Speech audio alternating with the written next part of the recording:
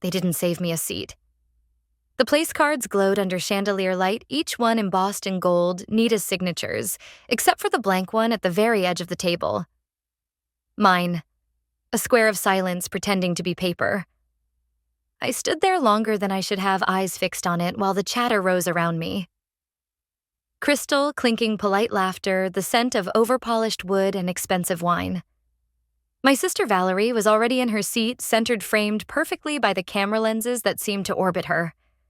She leaned forward, voice like champagne fizzing, as she directed the room's attention without even trying. That was her role, always front-of-house queen of the spotlight.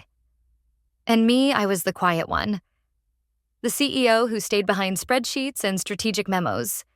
The one who recorded every file, every decision, every transfer, because wars aren't won by speeches. They're won by records. And I kept mine sharp enough to cut. The blank card wasn't an accident. It never is. Families like mine choreograph everything. Valerie's name curved in elegant script on heavy cardstock. My father, Daniel Steady, in his tailored suit, sat with the posture of a man convinced his charm was enough proof of self-made.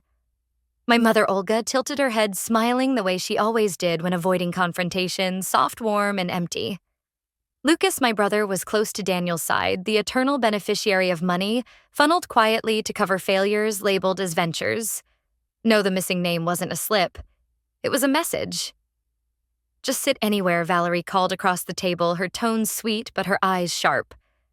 As though I were a guest. As though the company whose stock had built this dinner wasn't mine to begin with. I slid into the chair with the blank card, pressed my fingertip against it, felt the indentation where a name should have been. My name. The lawyer, Ruth, was there too, half a smile on her lips, gaze flicking always to Valerie as though her compass pointed only to the brightest star. And at the far edge of the room, I noticed Rachel, my assistant. No, not assistant, ally.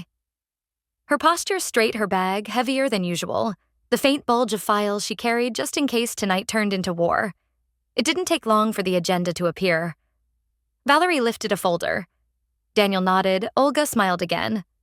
Lucas tried to look important. They spoke of streamlining control, public image, and future growth. Their plan was as transparent as it was insulting I was to sign over rights to what I had built to sit quietly while they spun my labor into their narrative. Just a formality, Valerie said, sliding the document toward me, the edge whispering across linen like a blade. I traced the line where my signature was supposed to go. The table hushed the silence, thick with expectation. They thought I was cornered, isolated, the quiet one who would rather fold than fight. But they didn't know what I had already done. 10 years of keeping receipts. 10 years of board filings, passwords, backups, and contingency plans labeled like emergency rations file in case of war. I had been preparing for this exact moment the way some people prepare for earthquakes. I looked at the blank card once more, then back at the faces waiting for me to yield. Valerie hungry for the pen in my hand. Daniel serene in his delusion of control. Olga smiling as though the right expression could erase reality. Lucas calculating what inheritance would cushion his next failure. I signed nothing. Instead, I leaned back and said, "You should try your cards tonight. See if they work." Confusion flickered, then panic. Because in that moment, they realized. The accounts, the corporate credit lines, the access they thought they owned it all led back to me. Their cards had already stopped working. The chatter died. The chandeliers hummed. And I sat at the blank place card, no name needed, because silence can roar louder than any script. The envelope was waiting on my doorstep like a trick. Not a package, not a neighbor's flyer blown by the wind, but a deliberate delivery cream paper, thick and heavy, the kind that thinks it carries authority simply because it costs more per sheet. The handwriting was careful cursive loops that tried too hard to look elegant. Morning sun spilled across the hardwood floor as I picked it up, the light catching on the raised ink. I didn't need to open it to know who it was from. My family never called, never wrote, never dropped by unless it was strategic. That was their word, strategic. Even family dinners were strategic networking opportunities. Holidays were brand-building occasions. I had long ago learned that whenever they used that word, what they really meant was, we want something, and you're a piece on the board. The flap opened with a soft tear, and inside lay a single card. Centered, embossed, efficient. Family strategic meeting. Your presence is requested. Not welcome. Not wanted. Not celebrated. Requested. Like I was a consultant, they had hired someone with a useful skill set, but no seat at the real table. I turned the card over in my hand. No details about agenda. No warmth. Just time, place, and the expectation that I would show up. Valerie's fingerprints were all over it. My sister had always been the director, the one who knew how to stage an entrance, how to make even an invitation into a spotlight. If the envelope was cream, it was because cream photographed better. If the lettering was cursive, it was because cursive looked expensive. Valerie never wasted a surface that could serve as a frame. I set the card down on the table next to my own notebook. Black cover, no flourish, filled with years of dates, numbers, signatures, files. My files. The ones I labeled half-jokingly as in case of war. That was my style. Where Valerie curated optics, I curated evidence. The card caught the light again, almost mocking. I could imagine my father Daniel dictating the phrasing. He liked words that sounded like commands, but wore polite clothes. Your presence is requested. He'd say it with a smile as if the demand were a gift. My mother Olga would nod along, smoothing over any edges with her usual gentle phrases, the kind that evaporated as soon as they left her mouth. And Lucas, my brother, would already be calculating what role he could play to look important. It wasn't an invitation. It was a test, a performance, an announcement that I was still being measured, still expected to fall in line. I ran my finger along the ink, then placed the card flat against the wood, anchoring it with the tip of my pen. That contrast, their ornate script against my plain pen, told the whole story. They dealt in appearances. I dealt in facts. The sun shifted higher, warming the floorboards. I thought about how many mornings I had sat in this same light drafting strategies, structuring companies, building something real while they polished illusions. And now, here they were again summoning me with cursive handwriting, cream envelopes, and the same presumption they had always carried that I would show up because they had called. I leaned back in my chair, staring at the words. Not invited. Not embraced. Requested. Like a resource. Like a lever. Like a name to fill a quorum. And for the first time, I smiled. Because what they didn't know was that I had been preparing for this request for years. I didn't build it in a boardroom. I built it in an apartment with peeling paint, a secondhand desk, and a laptop that overheated if I worked past midnight. The kind of place where you heard your neighbors arguing through the walls and smelled their dinners before your own food was even plated. That was my headquarters. That was where the first draft of the company lived, quiet, unnoticed, and entirely mine. There's a Polaroid taped above my desk even now. Not of a grand opening, not of ribbon-cutting scissors or glossy branding. Just that apartment.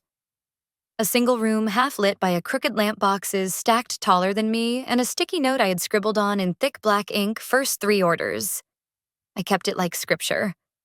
Proof that beginnings don't need to be pretty to matter. I packed every box myself. Labeled them in handwriting that looked nothing like the cursive on my family's invitations, sharp, fast, functional. I carried them down stairwells that reeked of dust, handed them to delivery drivers who didn't even glance at me twice. Each box was a risk. Each shipment was a prayer disguised as logistics. I kept the secret because peace required silence. My family liked their narratives neat. Valerie was the star. Daniel was the patriarch. Olga was the warm smile, Lucas was the promising entrepreneur.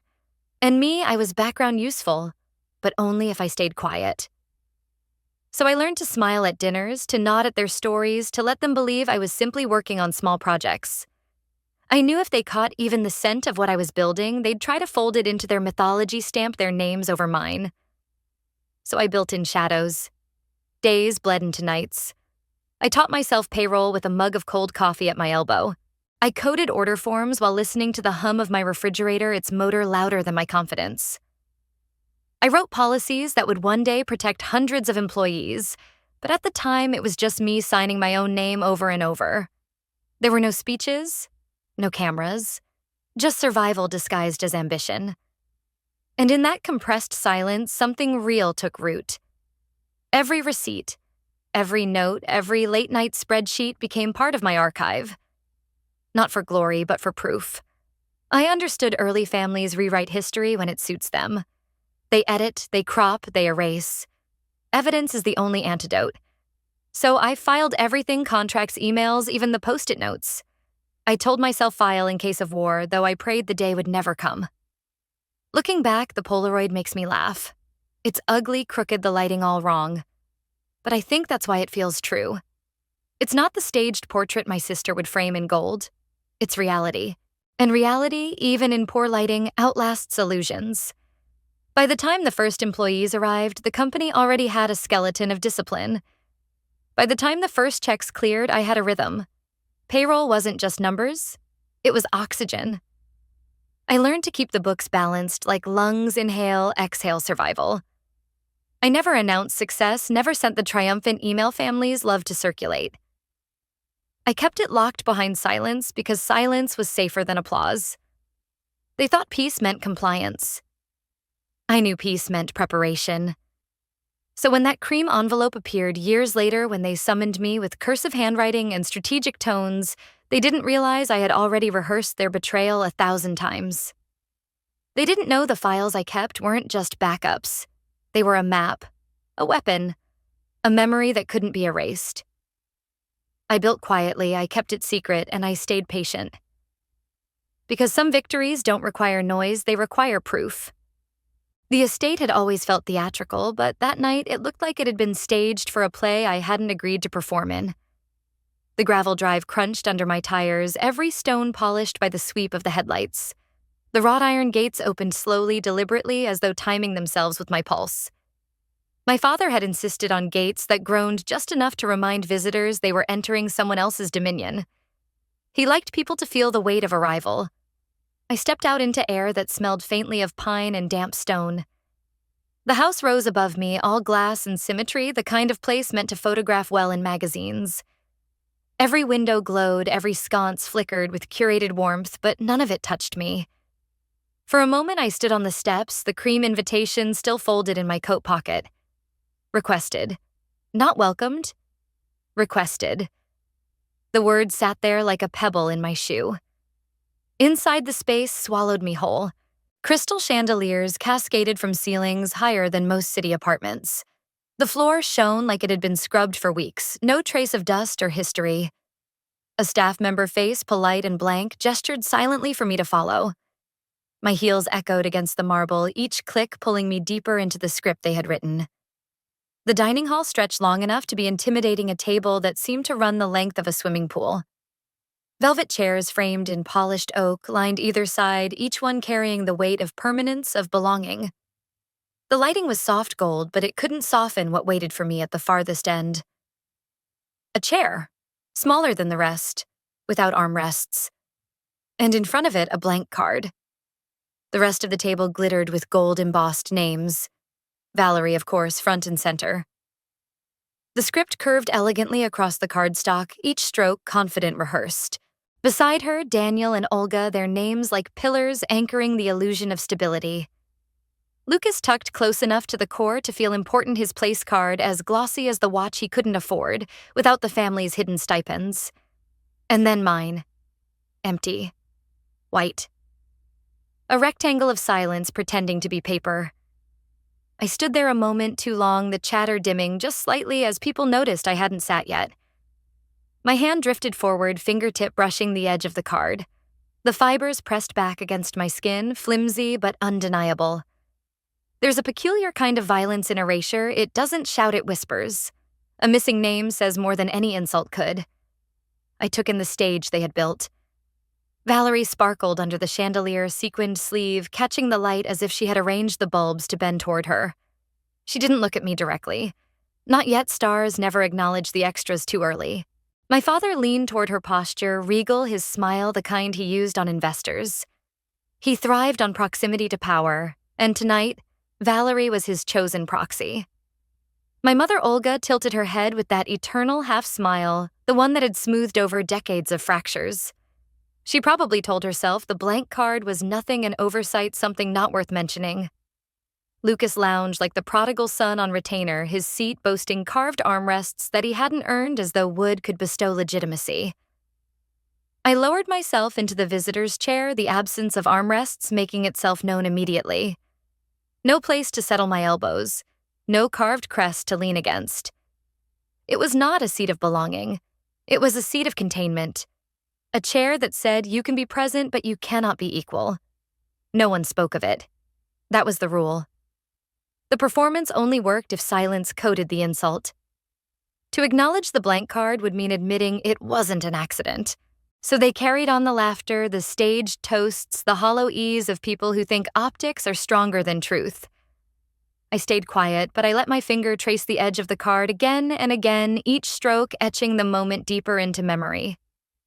I didn't need them to speak. The proof was already here, embossed not in gold ink, but in absence. And in my world, absence is still evidence. I leaned back, eyes sweeping the table, letting their tableau imprint itself like a Polaroid I could file later. They wanted me peripheral. They wanted me diminished. They thought erasure would keep me compliant. What they didn't understand was that I had already cataloged this moment. The chair, the blank card, the silence. Someday they would deny it. Someday they would say we never meant it that way. But I already had the record, and a record once filed doesn't disappear. From my seat at the edge of the table, the room played itself out like theater. I didn't need a script. The lines were already written in posture and glances and who held the floor without even asking. Valerie was the obvious lead. She leaned forward slightly, her sequined sleeve catching the chandelier glow, her voice pitched perfectly to carry across crystal and china. She didn't raise her volume, she didn't need to. Everyone leaned in, orbiting her like moths around glass light. When she gestured the lawyer, Ruth tilted her head to follow her eyes, darting quick as though she needed constant cues on where to land. I noticed the micro-delays, Ruth's gaze pausing a fraction too long on Valerie's hand, then snapping back to her face, like a stagehand reading directions off a prompter. At one point, Valerie raised her glass and let a smile curve across her lips, practiced but not rehearsed. She had perfected that line between spontaneity and calculation. A murmur of agreement rippled through the table as if on cue. My father, Daniel, gave her a subtle nod, chin-dipped, signaling approval. My mother, Olga, chimed in with a soft laugh, the kind that smoothed tension before it had a chance to exist. Even their reactions were rehearsed. And then came Lucas. Valerie tossed him a line, something harmless about his new venture. Lucas straightened, puffed up with pride borrowed from her glow. The applause started small. My father's hands first, then Olga's, then a few others, who clearly didn't know what they were applauding for, but understood that applause was expected. Phones rose almost instinctively, screens glowing, capturing the moment as though it were newsworthy. No one questioned the substance of his project. No one asked where the money had come from. They applauded the performance of success, not the reality. The lawyer clapped too a little too quickly, her eyes flicking sideways to Valerie again as though checking if the timing was right. It reminded me of stage directions whispered behind curtains. Applaud here. Nod there. Smile on cue. I sat still, fingers resting against the blank card in front of me, feeling the weight of the contrast. Their names were celebrated out loud, carved in ink, validated by claps and raised glasses. Mine was not even written down. My role was silence, the unlit corner of the stage. And still, I couldn't help noticing the cameras. Every toast, every handshake, every laugh, it all froze into digital memory. Phones hovered above plates, lenses, focusing on details that would later be stitched into posts, captions about family strength, unity, legacy. Legacy. That word burned. Because legacy wasn't applause or curated reels. Legacy was work. Work they never saw. Work they never respected. Work they thought they could erase with a missing name card. I leaned back slightly, watching Valerie angle her body just enough to control the room's focus. Every tilt, every pause, every sip of wine was a cue. She didn't just speak, she conducted. People weren't talking to her so much as performing for her approval. Even the lawyer, who should have been neutral, seemed to treat her nod like a directive. The applause for Lucas lingered longer than it should have. Forks returned to plates. Glasses clinked, but the residue stayed. He wore it like armor, shoulders squared, as if a standing ovation had just declared him self-made. He didn't notice the irony. The same credit card he pretended to flash for dinners had already declined earlier that week. He had no idea his applause was built on a foundation already crumbling beneath him. I pressed my fingertip harder against the card, dragging along the edge until it bent slightly. Cameras clicked again, shutters snapping like insects in the air. Micro shots of hands clasping across the table, of polished nails brushing against cufflinks, of smiles sealed in digital amber. It struck me then every move in this room was choreography. Applause was not spontaneous, it was scheduled. Smiles were not natural, they were rehearsed. And silence, mine especially, was not absence. It was part of the script they thought they had written for me. But I was recording too, not with a phone, not with a lens, but with memory sharper than any camera. Every lean, every glance, every clap, I filed it. Not for the reel, not for the post, but for the record. Because the truth is, cameras capture the stage. Files capture the story. And when the performance crumbles, only the record survives. The file wasn't supposed to be there. It was tucked inside a drawer no one touched anymore, the kind that smelled faintly of paper and dust, where the air itself seemed yellowed with age. I pulled it out one evening when the house had gone quiet, the echo of footsteps long since faded. The folder was heavier than I expected, a hard spine pressing into my palm, pages inside, shifting with a low hiss. The first page stopped me cold. Last will and testament, dated 12 years ago. My name appeared in the text, clear, unmistakable, stamped into the rhythm of legal language. My name wasn't just there. It was woven into the future they had once imagined, as though I had mattered enough to plan around. I sat down slowly, placing the folder flat on the table. Each page bore a neat timestamp in the footer, ink pressed hard enough to indent. Proof of when it had been drafted, proof that at one point in time I had been written into permanence.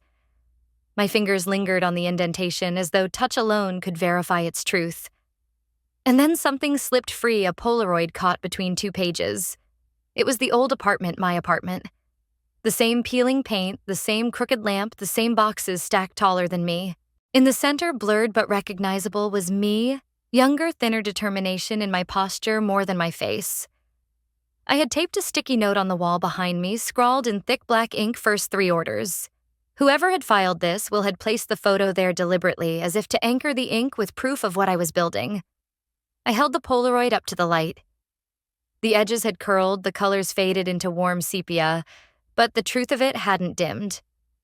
That photo was evidence my own past, caught in an instant no one else could fake. Then I turned the page to the newer draft. The date recent. The ink darker. The formatting identical, but with one devastating difference. My name was gone. Not crossed out. Not moved to another clause. Simply erased, as though I had never been written there at all. The words that replaced me were smooth, sterile, redistributed to others. Valerie's name appeared more than once, Daniel's signature curved at the bottom, Olga's familiar half-slant initials in the margin. Lucas's name, bold as a headline, smiled up at me in black ink. The silence in the room deepened. I could hear the faint hum of the lamp, the scratch of my own breath against the hush. My hand hovered above the page, almost afraid to touch it, as though skin contact might legitimize what had been done. The contrast was unbearable, the older will time-stamped proof of recognition. The newer one time-stamped proof of erasure. Both existed side by side like mirrors reflecting 2 different realities. In one, I was acknowledged. In the other, I was invisible. I reached for a marker, uncapped it with a soft click, the scent sharp in the air. The tip dragged across a spare sheet of paper, a steady scribble filling the silence like a heartbeat. Not rage discipline. Each stroke a reminder this discovery was not just insult, it was evidence. I returned to the will, laying the Polaroid gently across the pages. The image of my younger self stared back at me from the blur tethered to words that had once honored my place. It was almost poetic, the way truth insists on surviving even when ink tries to erase it. I filed both drafts into my bag. Not hidden, not destroyed. Filed. Because wills are more than paper. They're maps of power, proof of who matters and who doesn't. My family thought they could rewrite the map, redraw. The borders erase my name like chalk from slate. But the timestamps told another story. The Polaroid told another story. And I intended to keep those stories safe. I closed the folder, my hand flat against the cover. The weight of it wasn't just paper, it was history. History they wanted to vanish, but I had recovered. And in my world, recovery is as powerful as revelation. The discovery of the wills sat heavy in my chest, but it didn't crush me the way they thought it would. That was the difference between their power and mine. They relied on shock and erasure.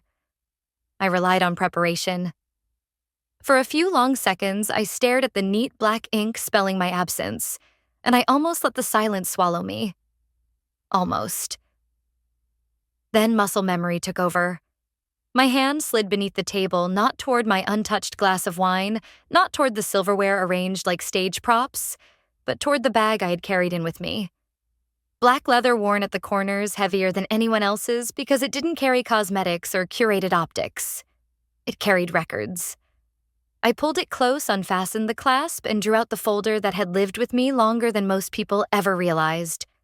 A plain binder corners, scuffed label peeling, but still legible. Across the front, written in block letters with the permanence of a declaration in case of war. The sound of it hitting the linen was small, barely a whisper, but to me it felt seismic. I let my fingers trace the label, the edges curled where adhesive had lifted from years of handling. I remembered the exact night I'd written those words a decade earlier. The old apartment smelled like burnt coffee and printer ink, the radiator clicking like a metronome in the corner. I had been 20, exhausted, surrounded by cardboard boxes stuffed with product samples. I didn't feel powerful. I felt cornered, vulnerable. But I also felt one thing that had kept me alive: clarity. Families like mine didn't fight with fists. They fought with signatures, edits, omissions. And the only way to survive a war of paper was to arm yourself with paper. So I labeled the folder, slid in the first contracts, and told myself, if they ever try, you will not improvise. You will present. The heartbeat in my ears grew louder as I flipped the binder open.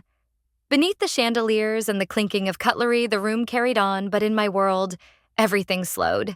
The music from the hall seeped faintly under the doors, bass trembling like the pulse of the earth itself.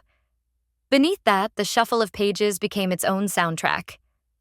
Inside were layers of my life, pressed flat in plastic sleeves, payroll ledgers, contracts signed in triplicate archived emails printed with full headers. Not summaries, not cherry-picked lines, but the whole story preserved. Each page bore its timestamp, each document a fossil of truth. Nestled between them was the Polaroid, that crooked snapshot of my first apartment boxes piled to the ceiling lamp leaning at a wrong angle, and me standing in the blur of a life just beginning. On the wall behind me, taped above the chaos, was the sticky note first 3 orders. I paused on that photo longer than I meant to my thumb pressing into its curling edge. It wasn't nostalgia. It was grounding. Proof that what I had built started far from their chandeliers and applause. I flipped another page and another. Each turn steadied me. Just minutes earlier, I had been reacting, absorbing slights, cataloging erasures, calculating damage. But with the folder open in front of me, my mindset shifted. This wasn't defense anymore. This was offense. The years of late nights, the double backups, the paranoid labeling, they weren't paranoia at all. They were foresight. This moment wasn't an ambush. It was an unveiling. I pressed my palm flat against the folder's cover, feeling its weight ground me. My father always said power was about presence, about being the loudest in the room. Valerie believed power was in the spotlight, in curating every frame. Lucas thought power came from applause. My mother believed it was in smoothing over conflict until no one could tell where the truth had gone. They were all wrong. Power is preparation. I lifted my eyes to the table, watching the choreography continue. Valerie angled her body, her laugh cutting across the room like a conductor's baton. Daniel leaned toward her approval. Olga smiled into her glass, sipping complicity. Lucas rode their applause like a wave he didn't know he hadn't earned. The lawyer Ruth tracked Valerie's every move, eyes flicking back and forth as though waiting for cues. None of them noticed the folder now resting at my fingertips. And that was the beauty of it. They thought I was peripheral, diminished, nameless. They thought the blank card in front of me meant I was powerless. But what sat in front of me wasn't absence. It was evidence. This was my pivot. Not the moment they erased me that had already happened in documents and drafts in casual stagecraft. This was the moment I stopped absorbing and started wielding. I wasn't here to beg for recognition or scramble for scraps of legacy. I was here to reveal that while they rehearsed their performance, I had been building my arsenal. I closed the binder softly, the sound of its spine clicking into place like the cocking of a weapon. No one heard it over the hum of conversation. No one but me. And that was enough. I knew better than to give them what they wanted. An explosion, a scene, a tantrum, they would have turned it into evidence that I didn't belong. Valerie especially would have loved it. She would have tilted her head, offered a sympathetic smile to the table, and whispered something about stability into the nearest camera lens. My father would have sighed theatrically weary as if carrying the burden of my existence. My mother would have dabbed the corner of her eye, equal parts practiced sadness and subtle dismissal. And Lucas, he would have smirked the golden boy, enjoying another chance to frame me as the unstable shadow. So I refused them the spectacle. Instead, I placed my hands on the edge of the table rose with measured calm and slid my chair back just far enough to clear the space. The sound was soft against the marble floor, a deliberate whisper, not a scream. I lifted my bag folder inside and walked away with the rhythm of someone who wasn't retreating but repositioning. No one stopped me. That was the cruelest part. They didn't even notice or pretended not to. To them, I was peripheral, already erased from the script, already framed as an extra. My absence would barely register until they needed me again to sign, to yield, to absorb blame. The hallway stretched long and cool, lined with framed photographs and polished sconces. Every portrait seemed to watch me pass, all curated history, never truth. The laughter and applause from the dining hall muffled as the door eased shut behind me, replaced by the softer hum of the house itself. I moved deliberately, not rushing, not faltering. My heels clicked in even tempo like a metronome, keeping my resolve steady. At the far end was a powder room, small and elegant. Its door painted a shade of cream too pristine to be real. I slipped inside and closed it gently behind me. The silence was instant. Sunlight poured through a narrow window, cutting the air into gold-edged beams. It fell across the marble counter, across the sink, polished to a mirror sheen across me. The room smelled faintly of lavender soap, sharp but soothing. For the first time all evening, the air felt breathable. I set the folder on the counter, the label "In Case of War" angled toward the light. My fingers lingered on it before I looked up. The mirror reflected me back, framed not by chandeliers or applause, but by sunlight. My face looked calmer than I felt, but my eyes betrayed the truth. They were steady, calculating, alive with something sharper than fear. The sunlight lit the edges of the folder, making the faded Polaroid inside peek out like a secret eager to be seen. That photo, the crooked lamp, the sticky note taped to the wall, the younger version of me, still half-formed, glowed with a kind of authority no embossed invitation could match. Proof thrives in light. And in that powder room, surrounded by lavender air and silence, the proof gleamed harder than their performances ever could. I leaned against the sink, inhaled slowly, and exhaled even slower. This wasn't escape. It was strategy. I wasn't running from them. I was stepping aside to sharpen my perspective. Out there at the long table, everything was noise, clinking, silver choreographed laughter, staged applause. In here, there was only me, my reflection, and the records I had carried like a second spine. The mirror didn't lie. It didn't crop or erase. It didn't applaud illusions or nod at performances. It showed me exactly as I was, not diminished, not erased, but deliberate, present, waiting. I closed the folder, the spine clicking softly like punctuation on a private sentence. My palm rested on the cover, feeling its weight. My family thought power was in applause and optics, in editing the story until it suited them. They didn't understand that silence can be strategy, and leaving the frame doesn't mean disappearing, it means composing. Right about here on screen, a small graphic would fade in comment 1 if you've been erased, 0 if not. Just a quiet invitation. Non-intrusive. The kind of moment that lets anyone watching know they're not alone, that erasure is a story many carry but few admit. Then it would fade back out, leaving the scene undisturbed. I straightened my shoulders, took one last look in the mirror, and caught my own gaze. not vanity, not reassurance. Confirmation. If they looked at me now, they would see composure they couldn't crack, strategy they couldn't anticipate. The sunlight lingered on my reflection for just a moment longer, framing me in honesty instead of illusion.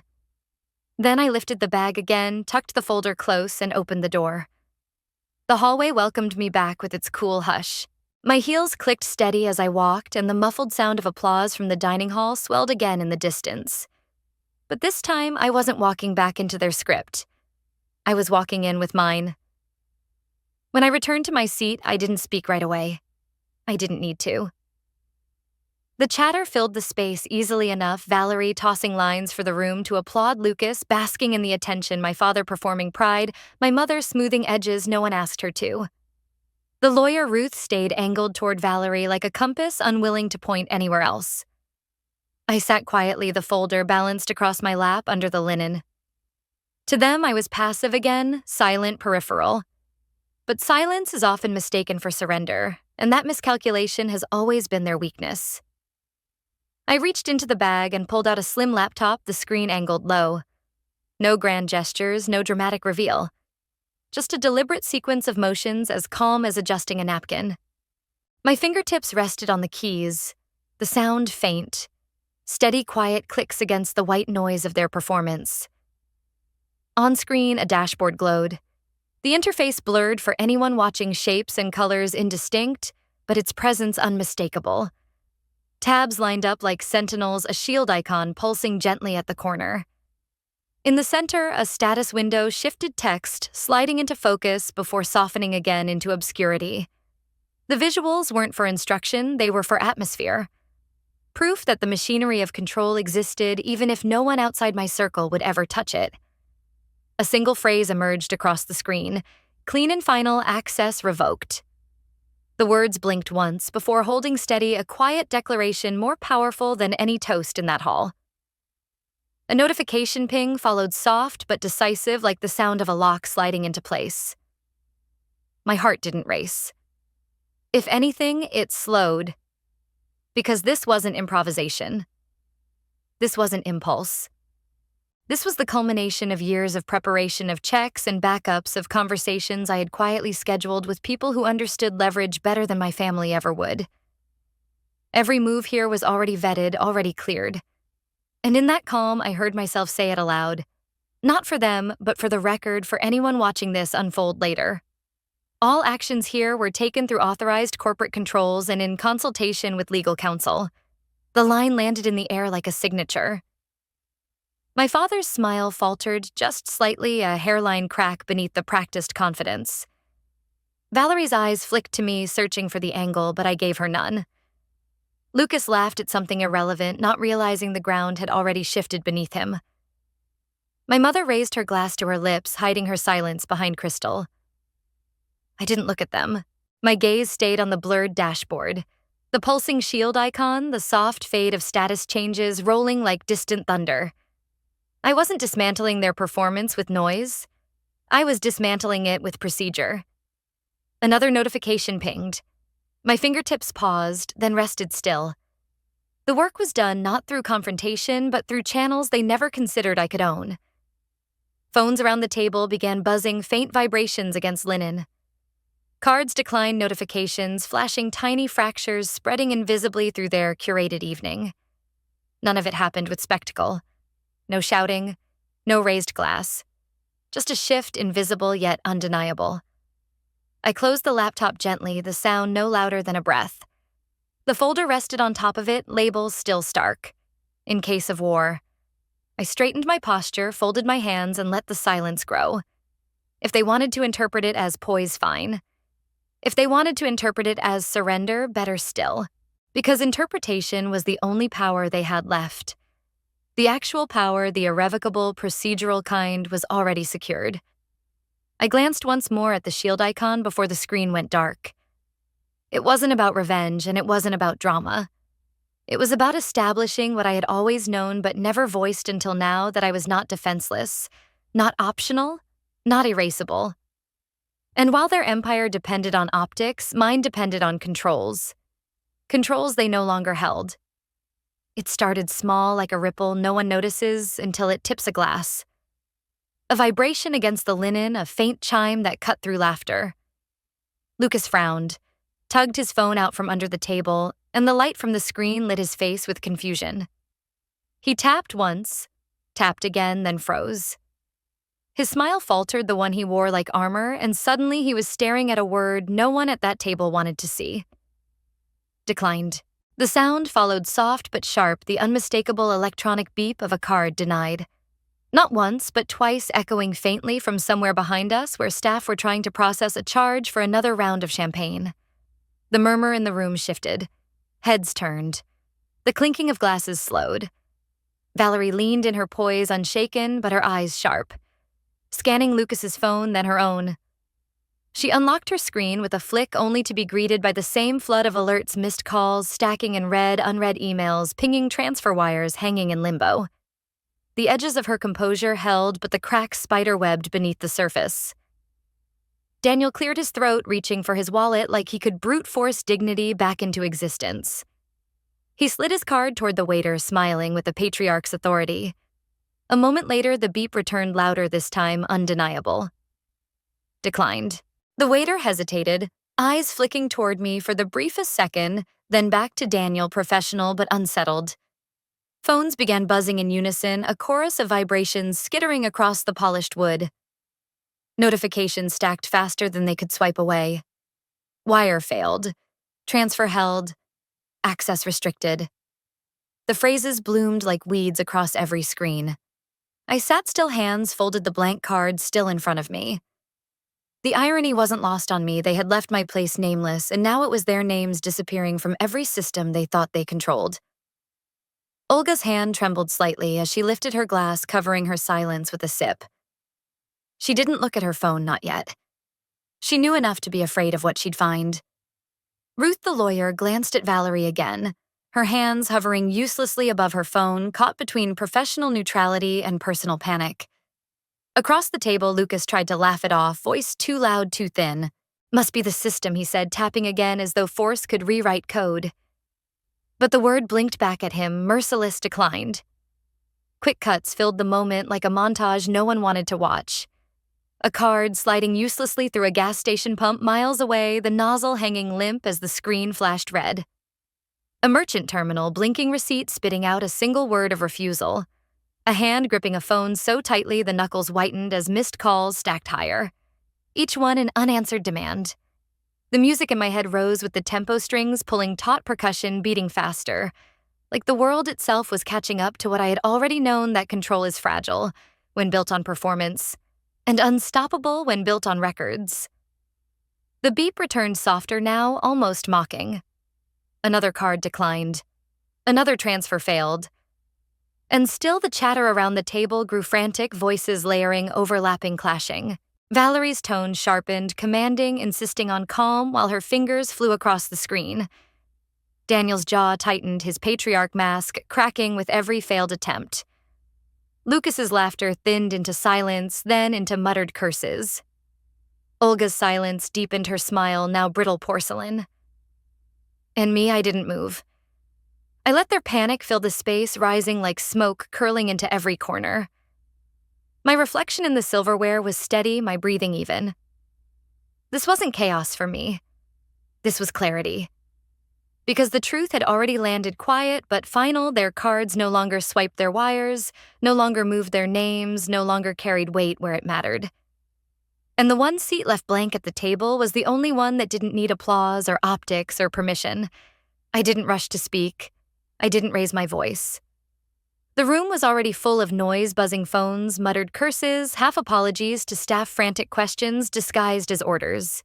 I had no interest in adding to it.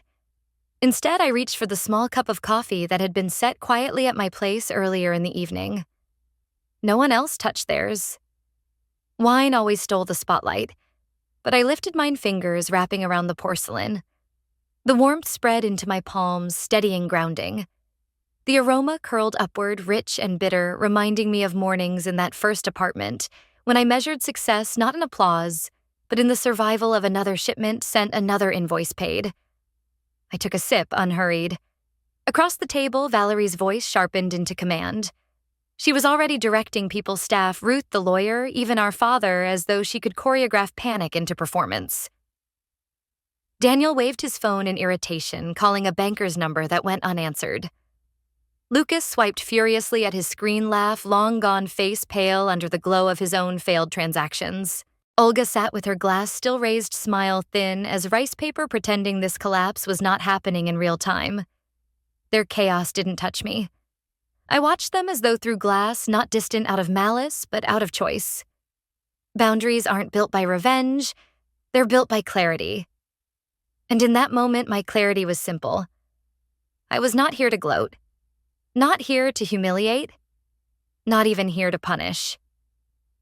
I was here to protect what I had built and to make peace with the fact that sometimes protection looks like stepping back while others unravel. The table became its own stage, every gesture caught by the cameras that still hovered in hands. Lenses now recording not curated laughter, but flustered faces. Phones vibrated again, missed calls stacking red wires, failing mid-transfer. Someone's device buzzed with a notification so loud it broke the rhythm of silverware. Another faint card decline beep floated in from the back of the hall. Each sound landed like punctuation on the truth their control had slipped. And still I drank my coffee. The cup clinked softly against the saucer when I set it down. That quiet sound cut sharper for me than all their scrambling combined. My reflection glinted back at me in the polished silver spoon steady where theirs fractured. I leaned back, not disengaged, but deliberate, letting the moment breathe. I thought about the years I had kept silence, biting down on truth for the sake of so-called peace. But silence left, unchecked, becomes complicity. Tonight was different. Tonight was clarity. Truth finally louder than denial. Right about here, a soft overlay would rise on the screen, unobtrusive. If truth, silence, share this story. Not shouted, not flashing, just a gentle ask. A reminder that truth once spoken or even quietly witnessed has its own momentum. I folded my hands, eyes still on them. Valerie gestured wildly now, trying to maintain the frame, her voice higher than usual. Lucas's jaw worked, muttering excuses into a deadline. Daniel leaned back, sweat breaking against his temples, though he kept smiling like a politician cornered. Olga held her glass a little tighter, her knuckles' pale smile fading into a fragile curve. And me, I stayed still. No smirk, no gloating, no satisfaction at their scramble. Just observation. Because revenge belongs to the same theater they lived in, but boundaries, that was something else entirely. Boundaries were the reason I had prepared. Boundaries were the reason I carried that folder labeled "In Case of War." Boundaries were the reason I could sip coffee in a storm and feel the calm settle deeper into my chest. For years, they had mistaken my silence for weakness. But tonight, silence had transformed. It wasn't erasure anymore. It was refusal. Refusal to play their script. Refusal to let them dictate my worth. Refusal to be erased without answer. I lifted the cup once more, the coffee cooling but still steady in my hand. Their voices blurred into background noise, their panic a theater I no longer needed to perform in. I wasn't watching them to gloat. I was watching to remember. To file as always, to mark the line between their spectacle and my truth. And when I set the cup down again, I knew I hadn't sought revenge. I had sought clarity. And clarity was enough. When the room descended fully into chaos, voices raised, screens glowing red with failures, names bouncing off unanswered calls, I didn't argue. I didn't need to. The work had already moved beyond the walls of that dining hall. Somewhere else in offices that didn't bear my family's name, my team was opening the vault. Years of files sorted, cataloged, protected. No speeches, no accusations, just the truth organized into a timeline no one could edit. PDF packets, neat and compressed, each stamped with digital seals, each page bearing the weight of timestamps that spoke louder than any denial. I imagined the scene even as I sat quietly at the table, coffee cup still in hand. A colleague sliding a USB drive into a port. Fingers typing with discipline, not malice. A printer spitting out copies, black ink soaking into thick paper. The sound of pages stacking, fanning out like wings. The documents themselves carried the story better than I ever could. Transaction histories showing the dates they ignored, the transfers they denied existed. Signatures that matched aligned perfectly across years, proving continuity they'd tried to erase. Redacted lines protecting names that didn't matter, but leaving visible the names that did theirs. Receipts faded, but still legible, scanned into permanence. Receipts from the early days when the company was still just boxes in my apartment. Receipts they once mocked as hobby expenses, but now proved foundation. Those scraps of paper once meaningless now became anchors in a timeline too consistent to dismiss. And above every page, stamped in the margin like a drumbeat, the date, the time, the digital fingerprint that no apology could undo. I didn't need to describe it step by step. That was never the point. The point was that the evidence already existed, prepared not out of vengeance, but out of necessity. For years, I had filed in case of war. Tonight, the war had arrived, and so had the files. B-roll would show it, best documents fanned across a desk, redacted blocks thick as tar. The camera zooming in on a receipt where the ink had almost faded, but the numbers still cut through. A stamped PDF glowing on a monitor seal, crisp in the corner. A newsroom screen flickering to life headline forming in real time, timeline reveals hidden architect behind empire. I pictured the editors in their offices, the journalists clicking through the packets as the truth landed in their inboxes. Not gossip, not speculation, but a factual sequence. Emails, contracts, ledger entries, screenshots marked with creation dates that could not be rewritten. A timeline no longer locked in my drawer, but breathing in the open air of the press. At the table, my family still scrambled. Valerie whispered furiously to Ruth, demanding damage control that could not exist. Daniel checked his phone again and again as though repetition would restore access. Lucas muttered excuses no one believed. Olga smiled thinly, glass-raised eyes downcast. They didn't know yet that the story had already left their hands. I set the cup down the porcelain, tapping softly against the saucer, steady against the chaos. My voice didn't need to rise above theirs, but in my mind, I spoke it anyway. Truth doesn't beg to be heard. It waits. And when it arrives, it doesn't ask permission to enter. That was the difference. They relied on narrative. I relied on records. And records once released don't vanish. The newsroom headline burned again in my imagination, letters stamping across the screen one by one. Receipts tell the story. Beneath it, images of documents scrolled, PDFs redacted, but undeniable, each line a thread weaving back to me. I leaned back, calm, not triumphant. This wasn't revenge. It was boundary. It was history refusing to be erased. The press didn't need my anger. They needed my evidence. And I had given them exactly that. So while my family scrambled for spin, I watched quietly, knowing the story no longer belonged to them. It belonged to the record. And the record would outlast us all. The story didn't stay in the dining hall. It never does. By morning, the evidence had already stretched beyond the estate walls, threading its way into inboxes, newsrooms, and timelines. What had begun as a folder labeled "In Case of War" now carried my name into places my family never imagined it would appear. I sat alone in my living room when the first headlines broke the TV, glowing softly against the gray light of dawn. The coffee table still carried the remnants of last night's calm, a half-empty cup, the folder resting closed but present. I didn't touch it now. I didn't need to. The work was already done. On the screen, local anchors spoke with the cadence of revelation, their voices crisp, neutral, but edged with the energy of a breaking story. Records reveal true founder behind family empire. The banner scrolled across the bottom of the screen, my name stamped, cleanly spelled, correctly framed by words I had never thought I would hear in public architect founder strategist. Clips rolled, PDF pages blurred but recognizable redacted lines stark against visible signatures, timestamps glinting like truth carved into metal. Newsrooms love visuals, and the evidence provided exactly that. Not speculation, not gossip, not whisper, but hard ink, consistent dates, receipts with creased edges scanned into permanence.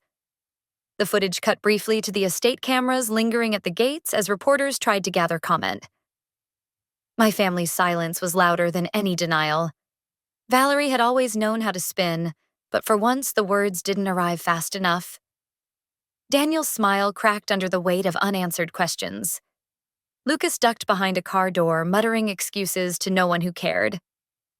Olga stayed inside, curtain drawn, the soft smile that once masked everything, now invisible.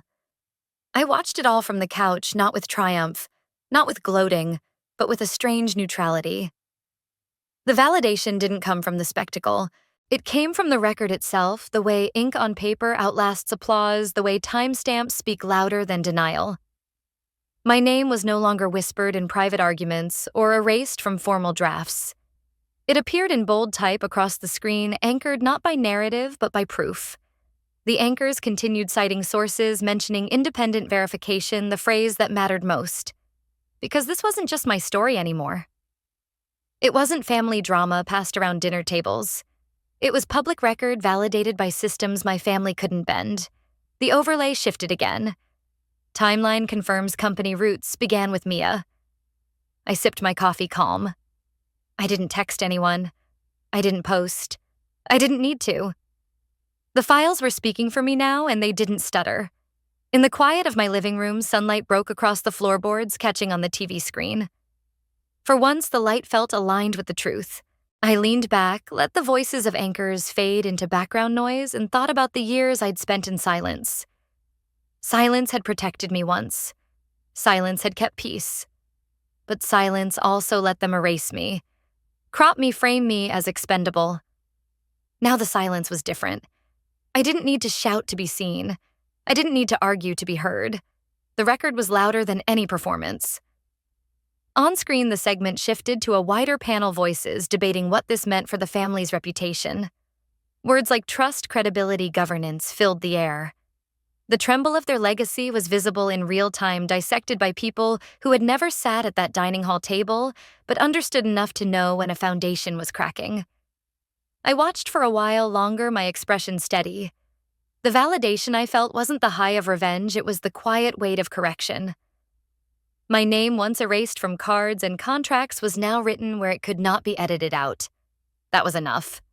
After the headlines faded, after the debates on talk shows slowed, after the silence of my family's denials settled into the background noise of public memory, I faced a choice. I could stay fixed in the narrative of collapse forever. The daughter erased, the sister omitted the woman who fought her way back into the record, or I could build forward. I chose forward. The idea had lived with me quietly for years, tucked into margins of notebooks, scribbled on sticky notes the way I once marked first 3 orders. What happens to the people like me? The ones written out of invitations, the ones left off. Nameplates, the ones told to be quiet while others signed away their labor. For a long time, I thought the answer was survival alone. But survival, while powerful, wasn't enough. So I began something new. Not loud, not branded with a family crest, not splashed across glossy magazines. Just a fund, small at first, seeded with what I had safeguarded through foresight and patience.